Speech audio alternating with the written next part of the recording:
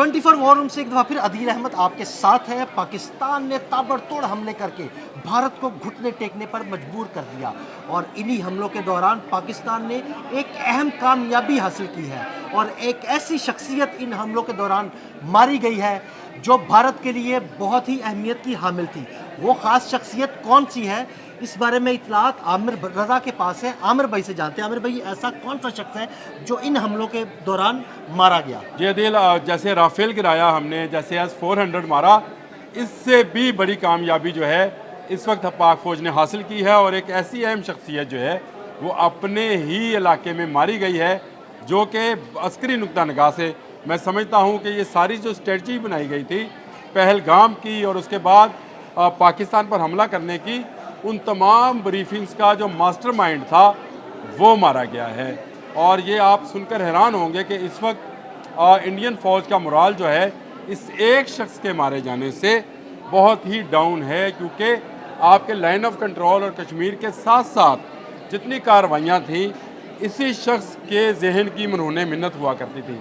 और अब आप पूछना चाहेंगे कि ये शख्सियत कौन है? बिल्कुल। ये तमाम उन मीटिंग्स में शामिल रहा है जिसमें पाकिस्तान के ख़िलाफ़ कार्रवाई करने के लिए मोदी ने और उनकी अस्करी क़यादत ने बुलाई। इसी से मशवरा लिया जाता रहा। लंबे अरसे से ये कश्मीर में मौजूद था और कश्मीरियों के लिए एक दहशत की अलामत बना हुआ था।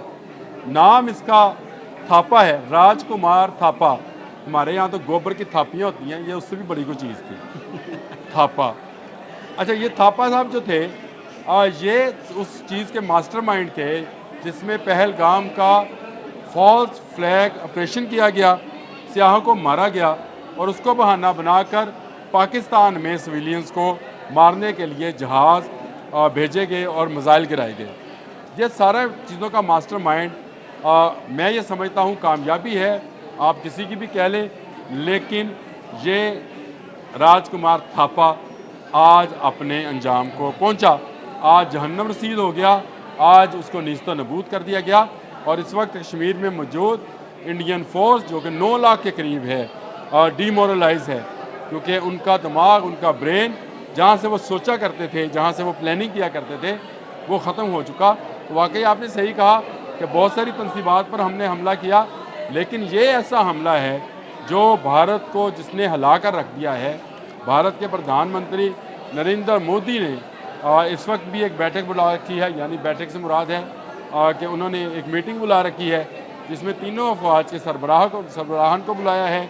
अमित शाह उसमें मौजूद हैं, उनके वज़ीर ख़ारजा मौजूद हैं। मकसद एक ही है कि थापा के जाने के बाद की जो सूरत हाल है वो कैसे कवर की जाएगी, उसके जाने के बाद जो हला है वो कैसे पुर किया जाएगा। तो मेरा ख्याल है कि आज जो हिट किया गया है, जो उनको कत्ल किया गया है राजकुमार थापा को, ये इंडियन फ़ोर्स का ख़ासकर कश्मीर के अंदर, क्योंकि कश्मीरियों के लिए ये जलाद का काम करता था और लाइन ऑफ कंट्रोल के मुतल्लिक बहुत सारी मालूमात रखता था और बहुत सारे ऑपरेशंस का ये मास्टरमाइंड रहा है।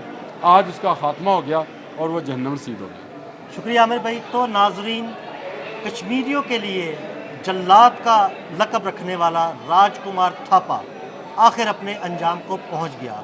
अदील और आमिर रज़ा को 24 वॉर रूम से इजाज़त दीजिएगा। अल्लाह हाफ़िज़।